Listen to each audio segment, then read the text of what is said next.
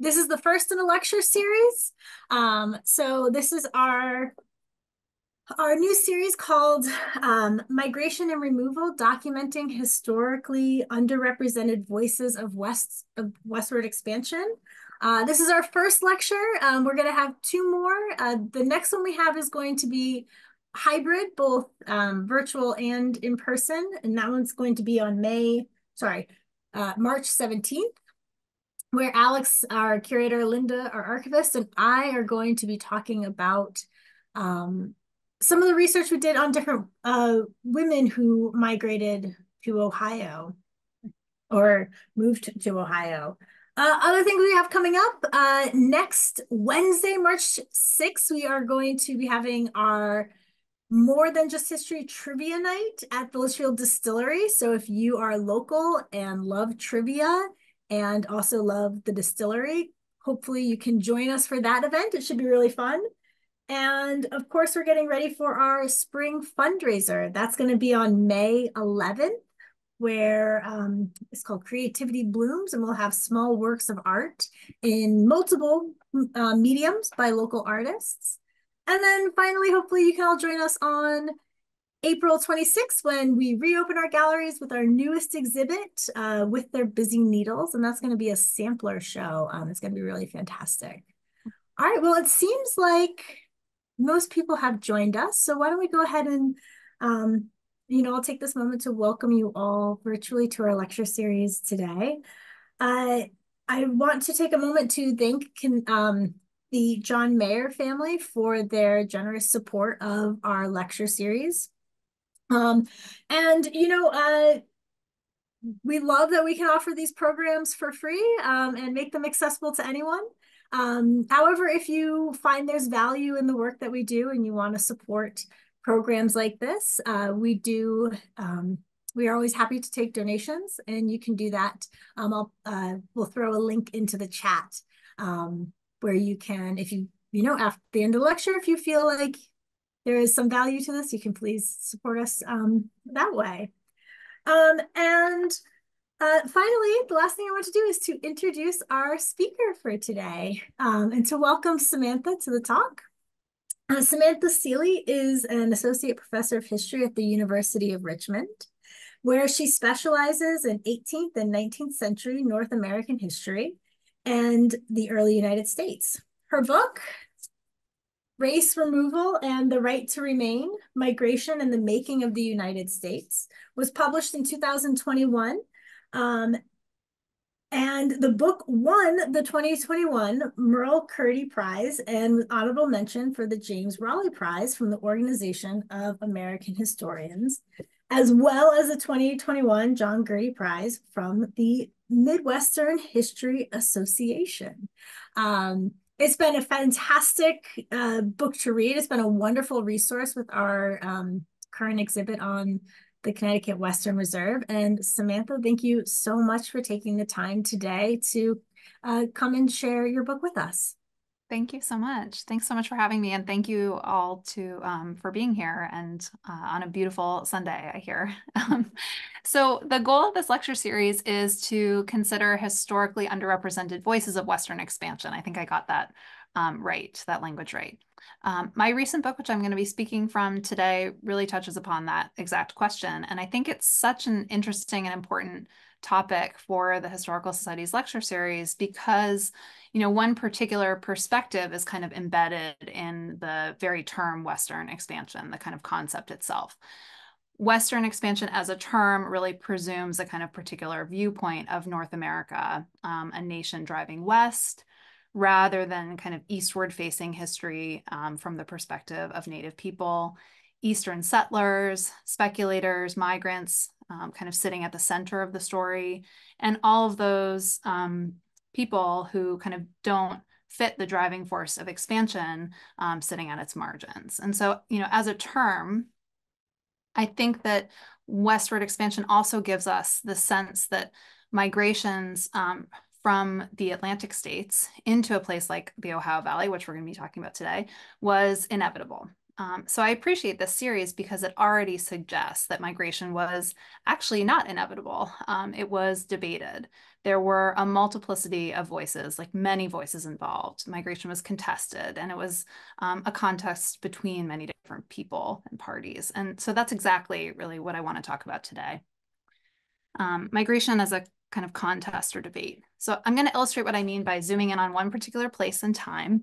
And so we're going to start at Fort Pitt, which is in that kind of red circle there, what's now Pittsburgh. And we're going to start in 1785. This map is from 1789, so it's just about proximate to that time period. In 1785, when our story begins, we're about 2 years out from the end of the American Revolution. And this was a really long and difficult conflict between Britain and the United States and their allies over the future and the autonomy of 13 of Britain's North American colonies. Fort Pitt had this kind of important role to play in the American Revolution because it was the anchor for Patriot wartime activity in Western Pennsylvania. It was a key post for the Continental Army. It even hosted one of the very first international treaties that the United States ever signed, which was the 1778 Treaty of Fort Pitt between Delaware leaders and U.S. negotiators. And so the American Revolution ended with the Treaty of Paris in 1783. And one of the most crucial provisions of that treaty was the first article, which said that Britain would hand over any claim that it had to the lands between the Mississippi River and the Appalachian Mountains to the United States. So after the American Revolution ended, hundreds of migrants from the East kind of staked their own futures on that provision in the peace treaty, the Treaty of Paris of 1783. And they began to pass through Western Pennsylvania on their way to the rich farmlands of the Ohio Valley, what's now Ohio. By 1785, Fort Pitt was this kind of key command center for the new US federal government to monitor goings-on in the West, to the West in the Ohio Valley. And so the letters of military officials from that region in the 1780s and this post-war, immediate post-war period are kind of filled with, notations about the striking numbers of people who are passing from east to west in this period. In those letters between officials, one of the people who comes through and who they talk about is a man named John Emerson. In 1785, Emerson crossed the Ohio River west from Fort Pitt, and when he got to the other side, he paused and he pinned a handwritten note to a tree, his own kind of manifesto. And the manifesto that he wrote said, "All mankind agreeable to every constitution formed in America have an undoubted right to pass into any vacant country." I think this is such a revealing statement, and I want to explain why by kind of contextualizing it just a bit. So when Emerson traveled across the Ohio River to the west, he went there against the orders of his own new government, actually, which had prohibited American settlement in the region. So he didn't have a right to pass, although he claimed one. According to the US Confederation Congress, he didn't have a right to be there at all. Federal officials were, in fact, really invested in keeping people like Emerson out of that area, unauthorized migrants, people who didn't have an actual, deed or a claim to the land that they were going to. And so that's because Congress really hoped to control settlement themselves for reasons that I'm going to speak about in just a moment. Unauthorized migrants who had not purchased lands there really got in the way of federal plans for that land. In fact, Emerson and other unauthorized migrants were such a problem for federal officials in this time period that officers stationed at these Western posts were actively kind of sending out militias to destroy cabins of those migrants, to ask them to leave, to force them to leave, and to try to make sure that they wouldn't return. So I think, the reason that I sort of grabbed onto this statement is that it's interesting to me because he's really putting forward his own interpretation of what he thought the American Revolution had won. He opposed federal orders, and he and lots of many new Americans argued that free movement, this undoubted right to pass into any vacant country, was in fact a reward or the reward for a very long and difficult war. So free movement was kind of the definition for him of the liberty that had been won with the American Revolution. We can think about why that might be. Like if you know a little bit about the causes of the American Revolution, one of the things that was really contentious was the Proclamation of 1763, where the British actually tried to hold off speculators and migrants from crossing the Appalachian Mountains. So I think that Emerson's in part kind of reacting to that colonial precedent when he's imagining this as part of what the revolution had won. Okay, so historians, for a long time, I think kind of took their cues from what they saw in the archives, from 18th century observers like Emerson when they were trying to write the history of the post-revolutionary United States. Historians saw American migration as exceptional. They argued that free movement was kind of vital to the American character. And that idea has really been with us, since the beginning of history as an academic discipline in the late 19th century. That first generation of professional university historians really who are, started the discipline as an academic discipline in the late 19th century. People like Frederick Jackson Turner as the kind of, beginnings of this idea that free movement was vital to the American character. That, the post-war decades was characterized by this vast movement of people to a frontier, of settlers to the frontier. Americans overall were characterized by, in the words of these kind of classic histories, a spirit of immigration, a kind of mania for free movement. And I think that idea is very much still alive in kind of popular conceptions of this time period true too. And it's true that this is a really important part of the history of the post-revolutionary decades, of these first kind of critical decades after the American Revolution, when the United States was, in its first years. But this is really only part of the story. So I want to tell a different kind of story about migration today, because I think that that free movement was very plainly dependent upon removal. And that's the topic of my research, the topic of my first book, and it's the topic that I want to address with the remainder of my time today. Okay, so you'll remember Emerson's phrase here that all mankind have an undoubted right to pass into any vacant country. I want to view that statement from a different perspective. So when Emerson went north of the Ohio River, he wasn't actually entering into vacant country at all, although that's how he saw it. He had been conditioned to see it that way over, centuries of colonialism. He wasn't entering into U.S. territory either, although that's how Congress saw it. The new United States claimed all of the lands east of the Mississippi River because Britain gave those claims to them with the Treaty of Paris that ended the war in 1783. But in terms of actual power on the ground and who was there, Emerson was very clearly entering into native land. So we can look at a kind of alternate map here of native homelands. He staked a spot on the lands of sovereign native peoples who had complex and overlapping claims to the same landscape. So you can see the Ohio River running through on the bottom of this map here, so kind of mirroring that 1785 map that I just showed you in the space that we're looking at.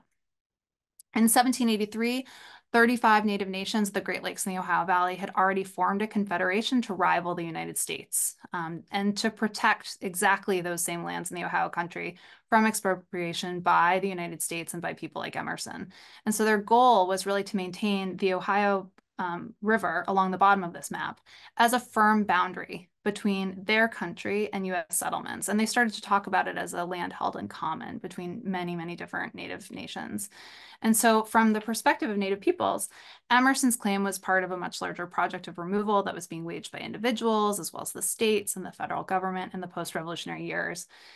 In fact, while free movement has been, the defining story that many people tell about the post-revolutionary era, the kind of textbook story and the story that's entered popular memory from the late 19th century historians, if we flip that story around, it's clear that removal, this idea that some people belonged in the United States, other people should be physically removed from its bounds, it's clear that removal was just as important. In the early decades of the United States, legislators, leaders, reformers, intellectuals, ordinary people, lots of different writers were actually pitching removal as a solution to many of the problems and debates that had been left behind by the American Revolution.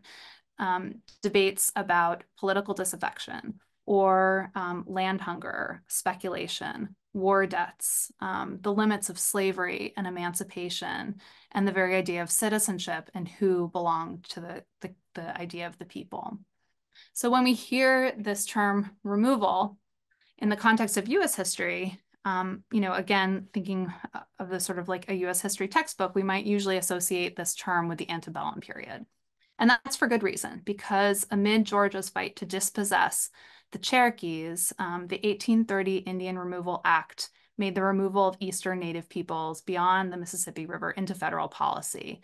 And that eventually led to the Cherokee Trail of Tears in 1838. And so in a typical kind of US history high school textbook, removal, I think, still probably appears as this single moment that happens that happened in the 1830s. And also I might add just like in a single place too. But removal is so much broader than that. Removal has its roots much earlier than that, because decades before the antebellum period, lots of people were proposing things that were the kind of forerunners of what happened in the 1830s. Things like restrictive migration statutes that limited where people could move, removal treaties, like some of the ones that I will talk about today, colonization schemes, buffer states. And these more scattered precursors served as the testing grounds for later removal plans, like the Indian Removal Act, that have a much larger profile in US history and memory. In fact, I think that removal was surprisingly commonplace in this time period as a kind of tool of state making after the American Revolution.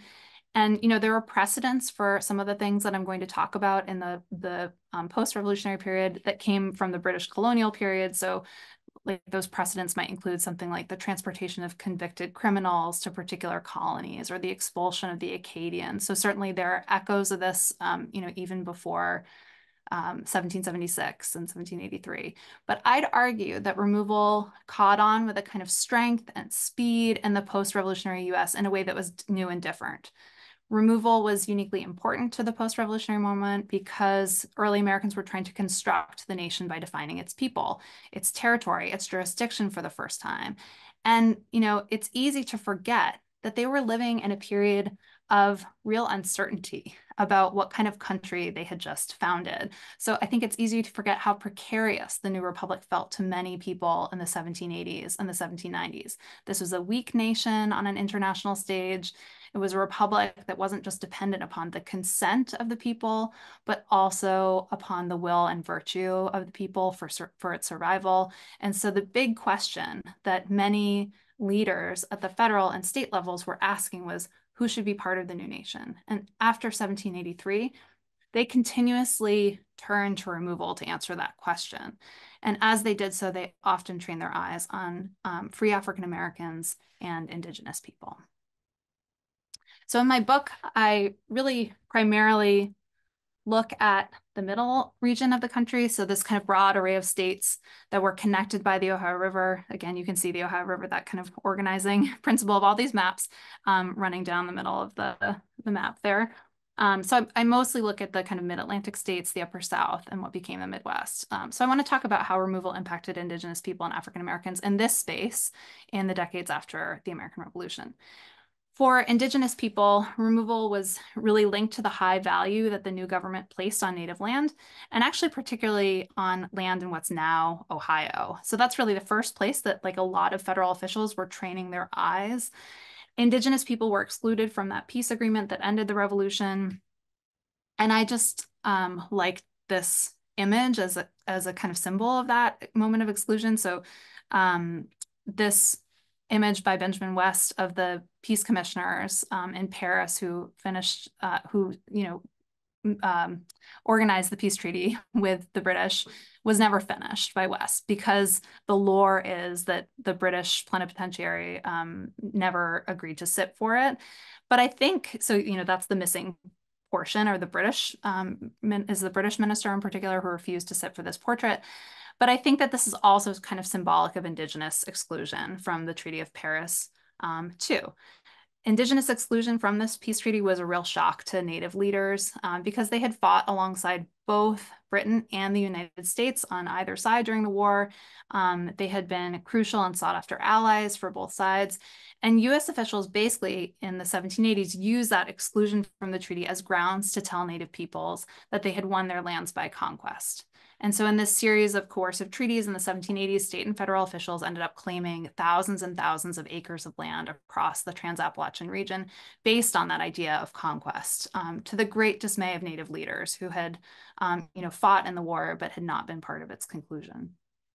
And so by the 1780s, federal officials were really reimagining Native lands in the West as a kind of fund to pay the Revolutionary War debts of the nation. And they use that term fund, which is why I'm putting it in quotes. It shows up all over the sources from this time period. We can see what they meant by fund in a couple of different ways. So I'm going to give a few examples here of how they imagine that. Probably the most famous example is the Ohio Company of Associates. So after the American Revolution, the United States owed an enormous amount of money to both foreign and domestic creditors who held the debts and the public securities that had funded the American war effort during the Revolution. The Articles of Confederation was kind of bound together the new states. That was the sort of like first constitution of the United States, and it was a pretty weak arrangement. And the federal government didn't have the power to tax. So they also had no way to really raise revenue without relying on the states for their taxing abilities. And so Congress saw the sale of native lands right from the beginning to private buyers as a source of revenue. And so this was, as true after the ratification of the Constitution as it was before it. They're kind of imagining native lands as that fund to make them whole after the revolution had made them indebted. And so this map from Manasseh Cutler is a really good example of how they imagine doing that.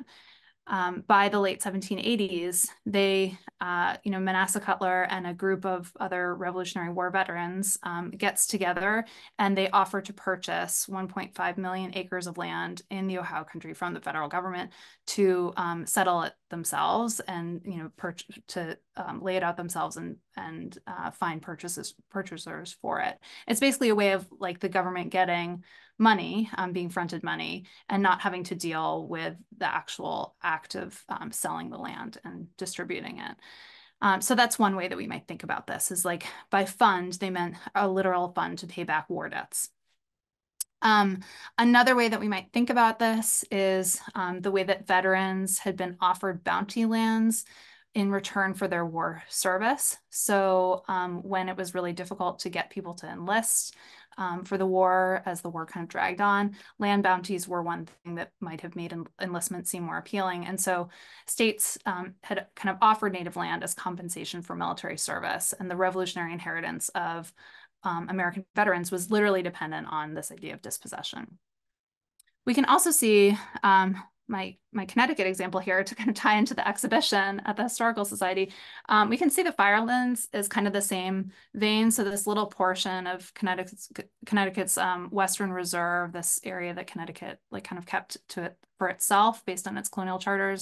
The Firelands was meant to be compensation for people who had had their property destroyed by the British during the Revolution, which I think is, so interesting because all of these policies really, like the three that I've just mentioned, depended upon the idea of preemption, which gave people paper promises to land that hadn't actually been ceded by Native people.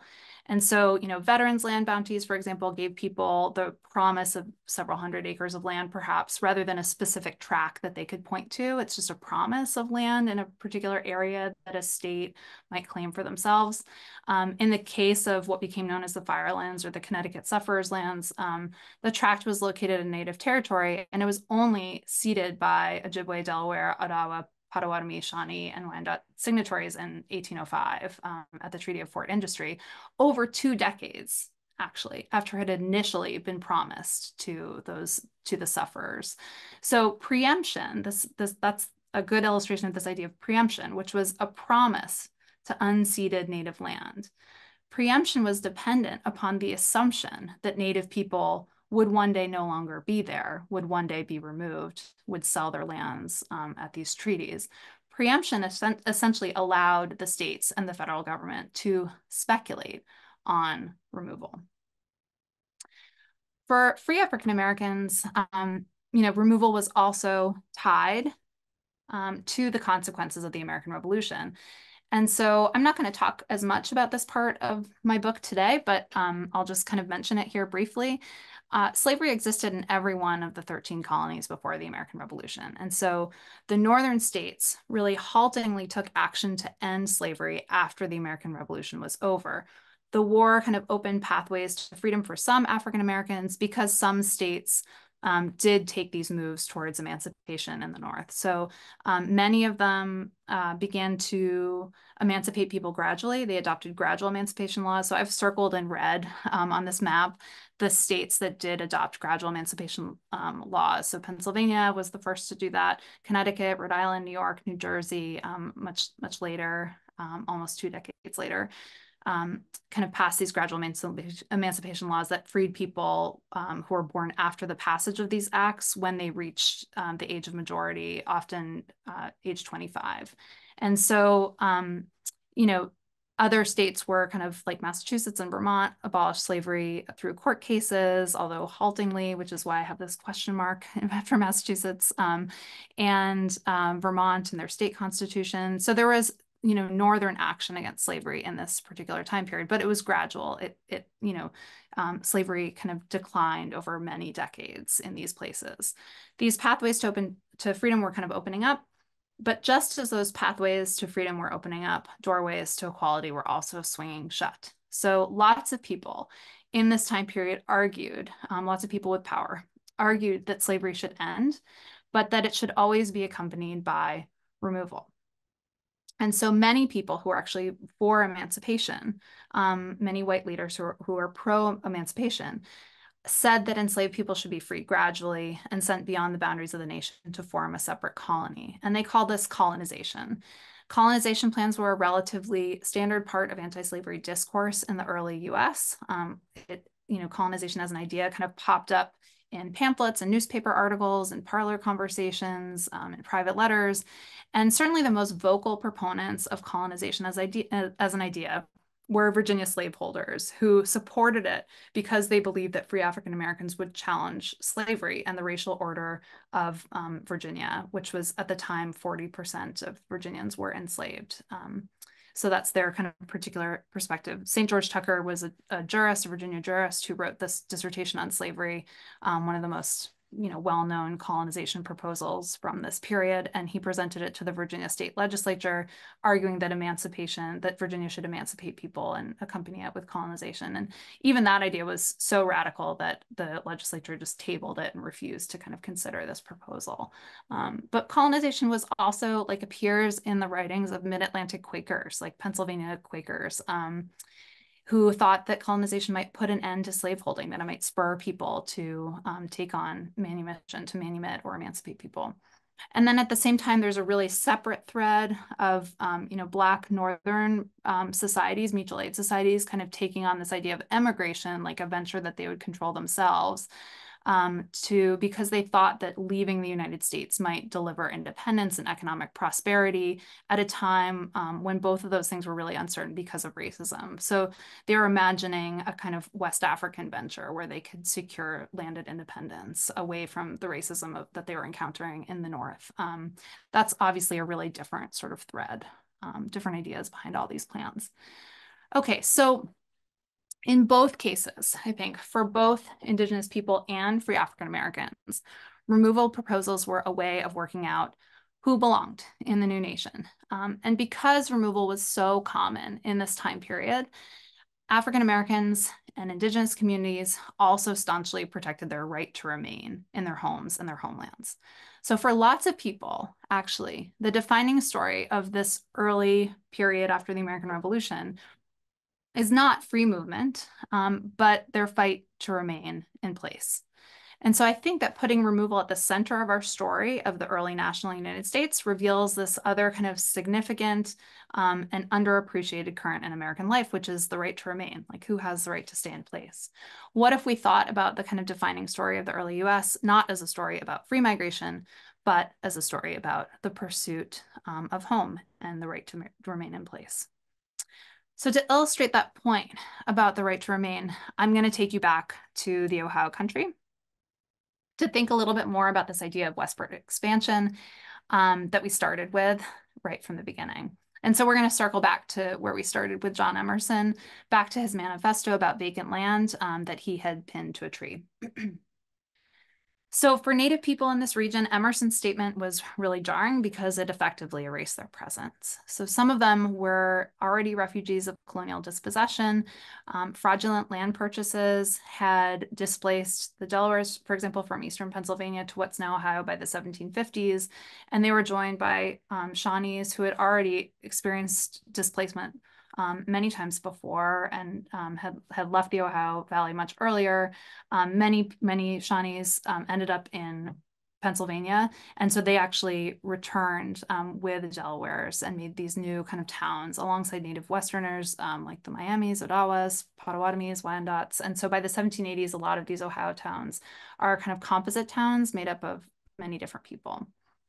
These composite towns encouraged Indigenous people to join together in defense of their right to remain. So they formed a kind of loose confederation of peoples that I mentioned at the beginning of my talk. And in a lot of documents from the 1780s, they're identified as the United Indian Nations.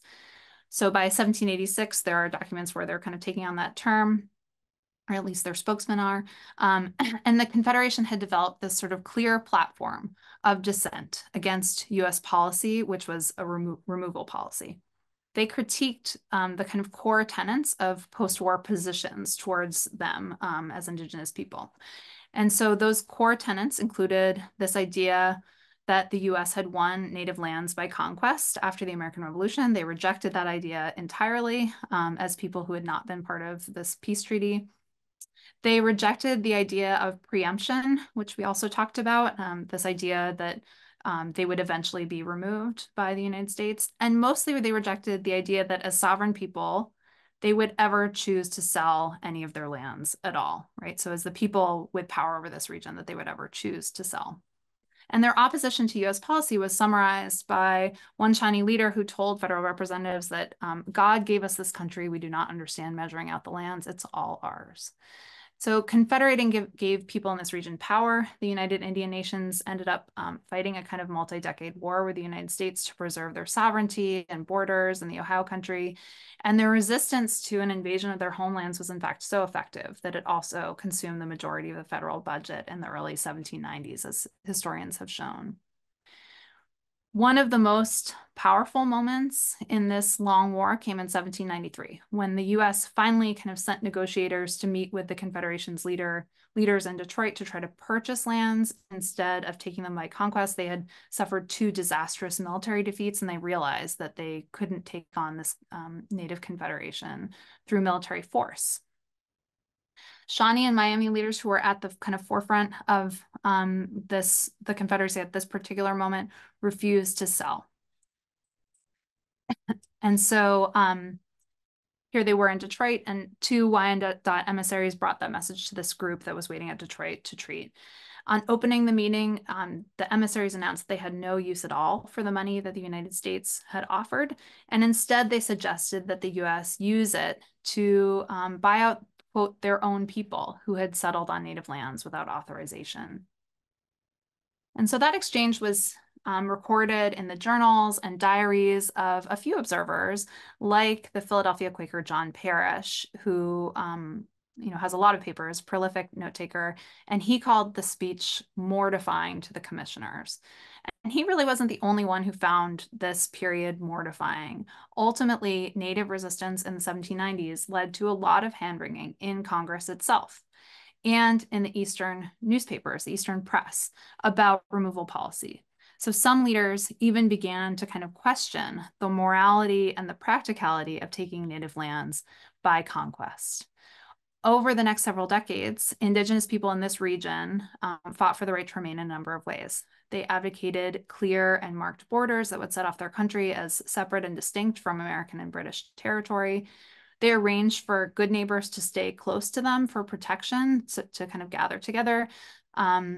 And then Native diplomats were also kind of reaching out in all directions to make alliances that would strengthen their cause. So they went north for Anishinaabe and British support, and south to the Creeks and Cherokees, kind of reaching in all directions. Why does this long struggle for the right to remain matter to the story that we're telling here? To put it simply, I think that removal wasn't inevitable. Viewed from the desks of people, of removal's planners, of the federal and state officials who were writing about, this land as a kind of fund for the nation, removal projects can often appear sort of totalizing, like they were bound to happen. And that was on purpose. People were literally speculating on the idea, on preemption, the idea that Native people would leave eventually. That's a really partial vision, however. In reality, many of their plans didn't work how they thought they would. As Native people fought for the right to remain, their struggle became part of a much longer and an enduring fight to show Native persistence in this space. Okay, because the Historical Society is kind of specifically interested in linking the Connecticut and Ohio and thinking about different histories of westward expansion, I want to take the remainder of my time to consider how we might imagine these stories of Indigenous people and free African Americans kind of coming together in a place like Ohio. That combination of federal policy and swift migration into the Ohio country did eventually transform Native homelands. So with the Treaty of Greenville in 1795, Native people were compelled to cede their rights to 2/3 of what became Ohio, most of Connecticut's Western Reserve, the subject of the exhibition. At the same time, federal officials, particularly under Thomas Jefferson's administration in the early 19th century, were using new techniques of removal to try to force further cessions, particularly in Indiana and Illinois. So they tried to divide communal lands into allotments of private property. They tried to make people exchange their eastern lands for new lands west of the Mississippi. Some treaties actually included payments to federal contractors who would conduct Native migrants to specific locations. And so those techniques look a lot like what would happen later after the Indian Removal Act, but they're actually being implemented very early, even before then. And federal officials were using all of those techniques of removal to target Native territory within the new states of Ohio, Indiana, and Illinois, these kind of new Midwestern states. They were spurred along in their work by continuous demand for lands by white migrants, which had really picked up because of looser land laws in the 19th century. And so, these were really some of the fastest growing states in the nation and territories in the nation. Between 1812 and 1821, for example, Ohio land offices sold 3,750,000 acres of native land, which was more than any state or territory at the time.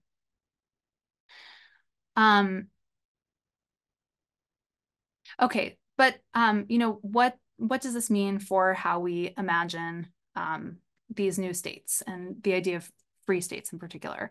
So maps depicting the 19th century US represent early 19th century free and slave states on the kind of opposite ends of a geographic spectrum. So we can even think about this like map of the Middle States and the way that in a textbook it might be kind of divided between a free Pennsylvania, Ohio, Indiana, Illinois, and slavery, kind of below that line. In fact, these designations of free and slave states were neither predetermined, they weren't permanent. So the 1787 Northwest Ordinance that Congress had used to kind of initially lay out Ohio, Indiana, and Illinois promised that this would be free space. Nevertheless, the restriction of slavery kind of remained up for debate, at least in Indiana and Illinois. So Ohio, with its constitutional convention, had outlawed slavery, but Illinois and Indiana kind of debated how to bring back various forms of slavery and servitude, or protect them in the case of French people already living there, to protect those things going forward. So this remained up for debate nonetheless. Moreover, I think that proponents of slavery's restriction didn't necessarily imagine that this would be an anti-slavery preserve.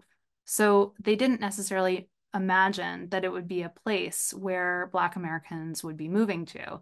To create free states for white migrants, territorial and state governments made settlement more difficult for Black Americans. The Atlantic states had begun kind of restricting travel for free African Americans in the 1790s.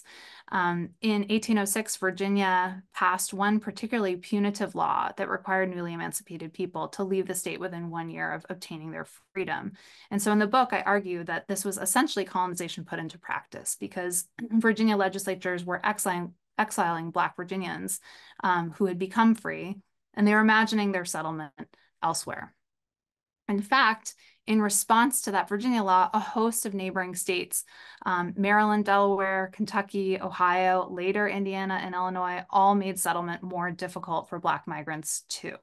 So they, were thinking about people leaving. We can think about how interconnected these states actually were in this time period. They were thinking about people leaving Virginia and settling in neighboring states, and they were passing laws to kind of prohibit that. Ohio required new migrants to produce a bond for settlement. Illinois Territory, also prohibited free Black settlement in 1813. They restricted it after statehood in 1819. Indiana later did the same in 1831. And so lots of, these states were not necessarily welcoming to Black migrants. Even Pennsylvania, which, many African Americans at the time see as a kind of refuge against slavery. It's got a huge, very strong abolitionist presence, Black and white abolitionists. Even in Pennsylvania, Pennsylvania legislators debated various measures to exclude Black migrants from the state. And so, this quote from James Forten, who was a free Black businessman and abolitionist and leader, from 1813, his Letters from a Man of Color, he's basically protesting this proposal of Pennsylvania's to also restrict free Black migration into the states. And he says, where shall he go? Shut every state against him? Is there no spot on earth that will protect him? So Black and Native exclusion from these new free states wasn't a fait accompli. First of all, Native people used various strategies to protect their right to remain. So many people held, Shawnees, Wyandots, Senecas, Miamis, they all held onto reserves throughout the region well into the 19th century and stayed even after those reserves disappeared. Second, many free African Americans also found freedom in Ohio, Indiana, and Illinois, despite restrictive immigration laws. They were really expanding on the idea of free states, like this idea of who these states were for by moving there.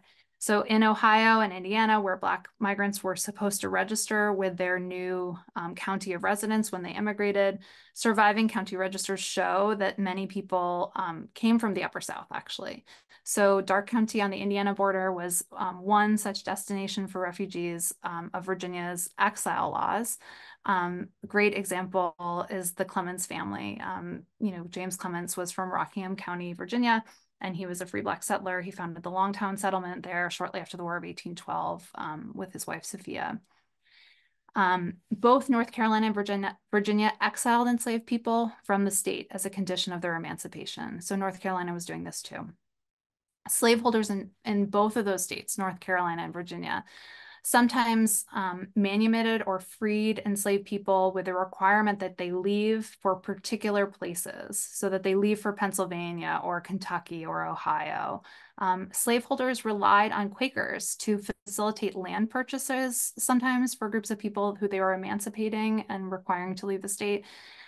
They relied on Quakers to facilitate migration of large groups of people who they were emancipating. So by the 18 teens and the 1820s, Quaker migrants were also moving in large numbers from the Upper South into Southern Ohio and Indiana, often as a way to protest slavery. So they were migrating toward freedom. They wanted to be in free states.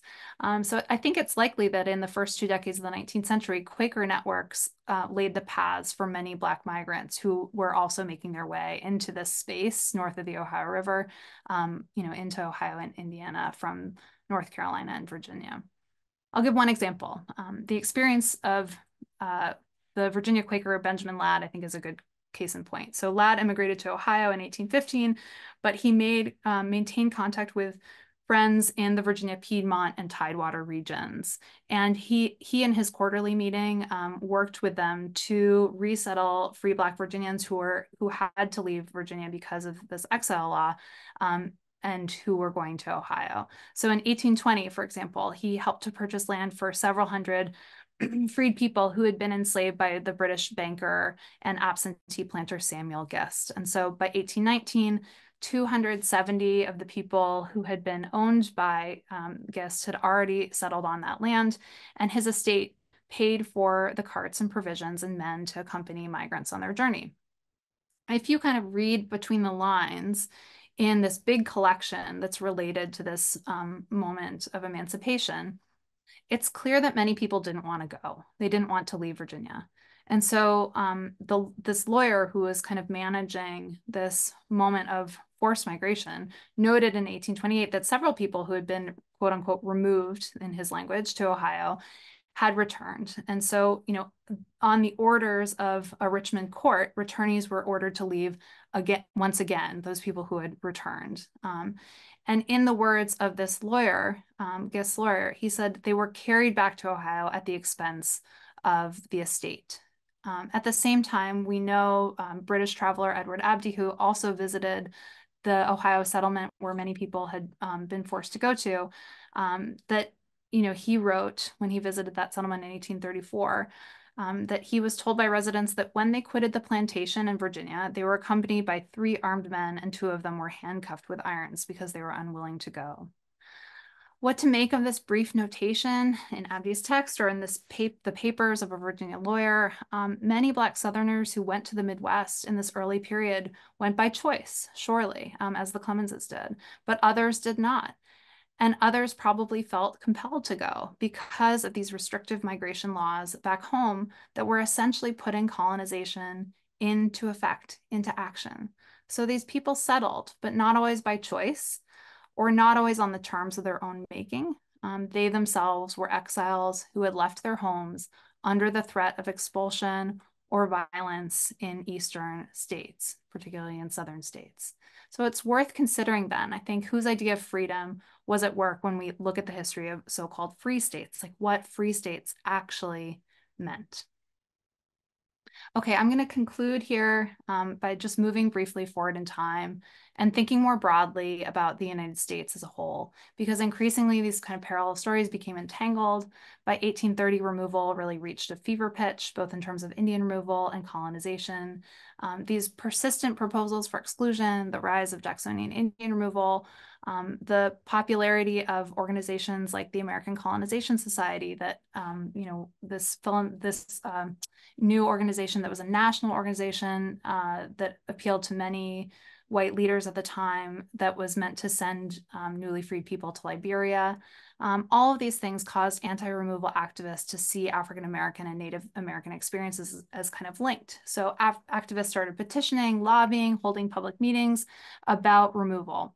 And as a result, by the 1830s, they also began to see removal as kind of one story, not several. So as a story that was linking both African American and Indigenous experiences in the United States. African American activists at anti-colonization meetings called the Cherokee struggle against removal and their fight one and the same. So they, specifically said that, right? Black leaders like the Philadelphia leader Richard Allen, Bostonian David Walker said the same. They all began to kind of argue that removal was unique to American politics. I think that their vision of these struggles to remain as intertwined were, was not just true in the 1830s, but also, as I've tried to argue today, was true decades beforehand, right? When early national governments began to kind of carve the majority of native homelands east of the Mississippi River into imagined states with this kind of brutal swiftness, as they did in the 1780s, 90s, and early 18 teens. At the time, people were making calculations about belonging, the place of African Americans and Native Americans in and beyond the new nation. And so removal wasn't really this kind of anomalous project of the antebellum period. It wasn't unique to that moment. It wasn't a moment at all. It was a real process that had its roots in these first crucial decades after the end of the American Revolution, when many people were trying to figure out what kind of nation they had created.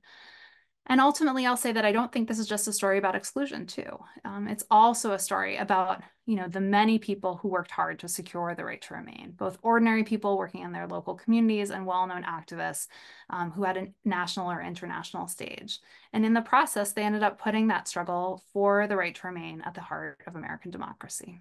I'll stop there. Thank you so much. All right. Samantha, thank you so much. That was so informative. Folks, if you have questions, please feel free to put them in the chat or in the Q&A. Looks like we have one already from Janet, um, who asks, were African Americans allowed to vote in these new states?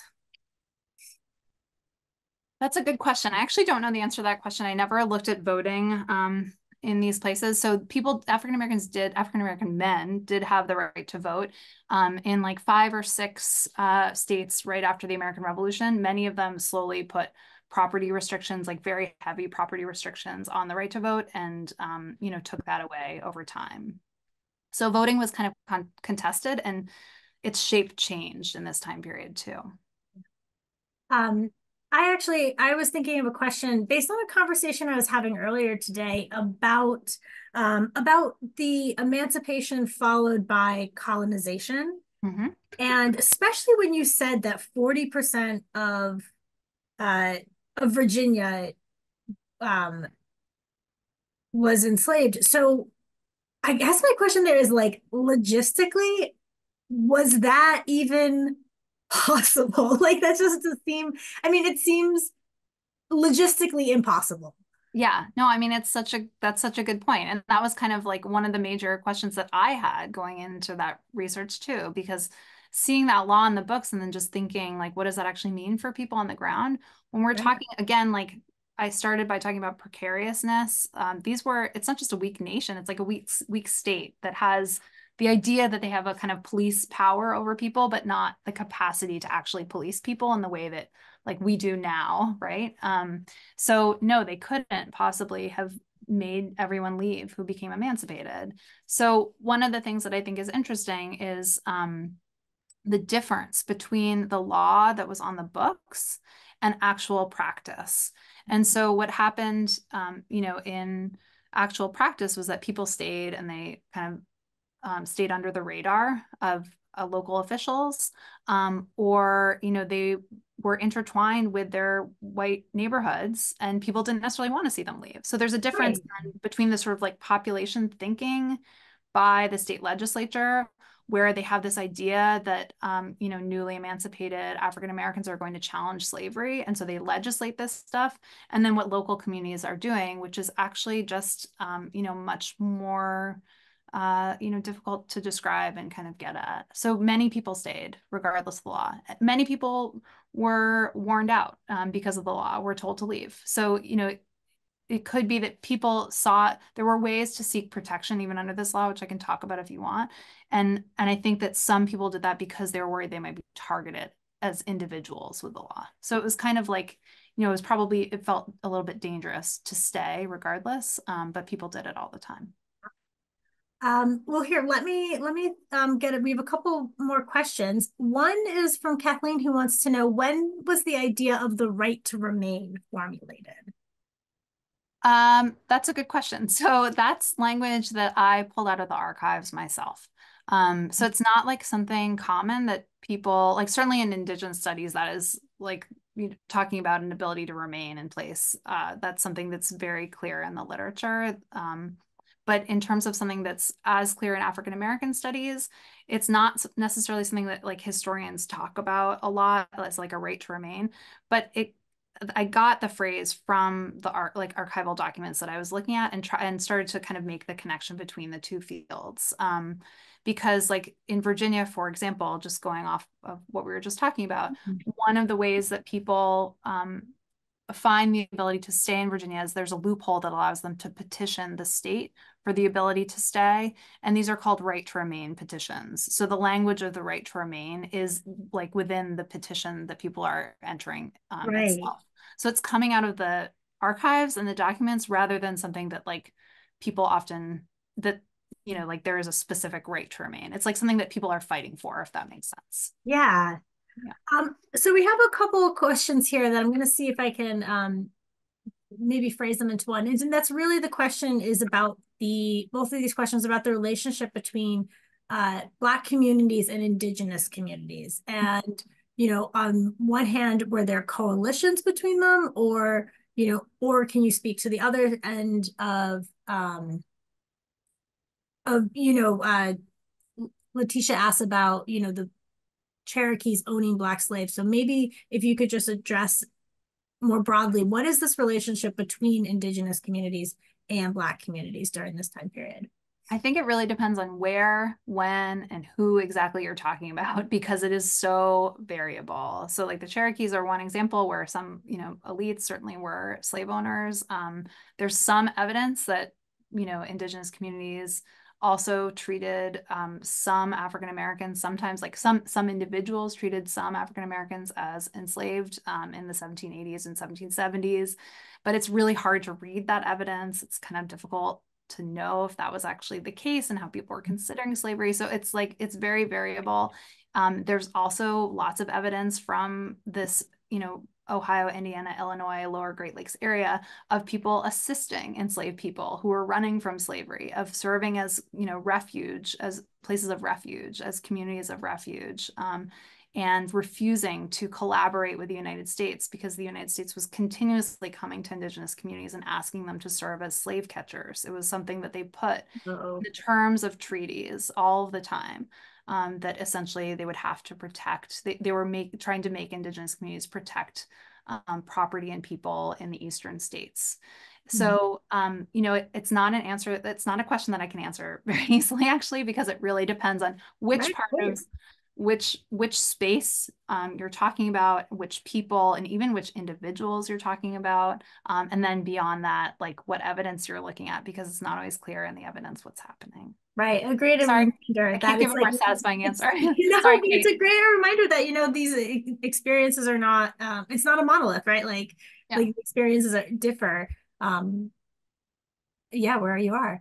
yeah. Any other questions we have coming in, feel free to add them. I just wanted to ask one more. Basically looking forward is, how much of the experiences in Ohio and the Ohio River Valley, uh, how much did those sort of impact the way that Indigenous people further west approached their right to remain? Like, did they, yeah, that was my question. I mean, I think there were all sorts of strategies for pursuing the right to remain in this time period. So, like in the 1780s Ohio Valley, one of the main strategies is diplomacy and Right. warfare. So certainly, like we see a kind of repeat of those different strategies over time, like petitioning, coalition building, like banding together, making confederations. What's really interesting about this time period is that people were trying to protect the idea of a country held in common, like this wider space that they could, that they could kind of think of as a rival to the United States. And they had British support in doing that because the British and Canada kind of wanted this buffer state against the United Right. States too. So certainly like there's a kind of repeat of many of those strategies. What's interesting to me too is the opposite end of your question, which is like the United States is using this, is kind of practicing in this time period many Yes. strategies that they're going to use much later, allotments, things like that, like the idea of neat exchanges of Eastern lands for Western lands. And Yeah. so that's stuff that comes back again and again and again through the 19th century. But super interesting to me that it's happening right at the beginning in the late 18th century and the early 19th century too. It's not just like unique to that later period. Yeah.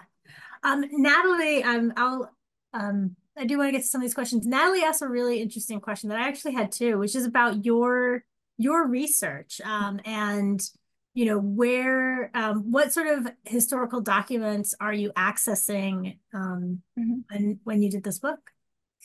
Lots of different kinds. So, anything from like the, kind of correspondence of military officials that I was in some of the pieces I was talking about today.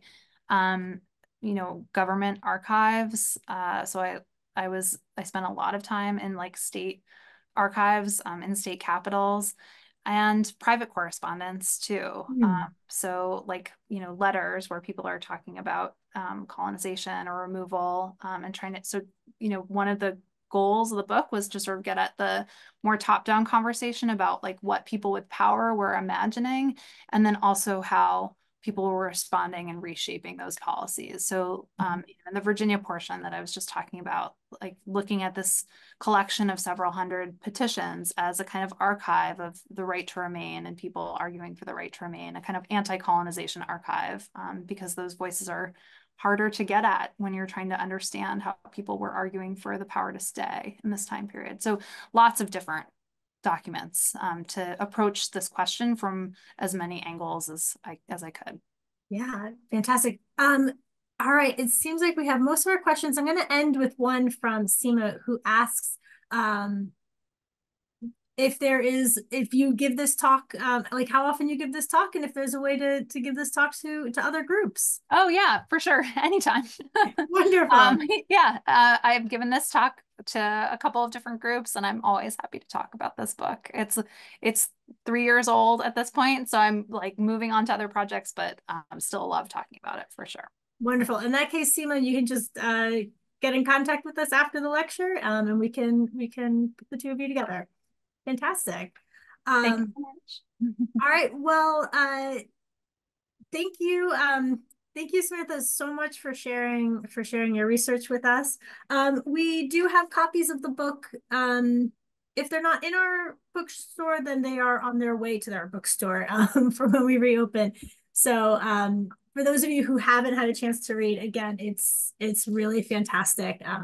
And Samantha, thank you so much for sharing. Thank you. Really appreciate everyone's time today. Thank you so much. Wonderful. All right. Goodbye, everybody. Have a great afternoon.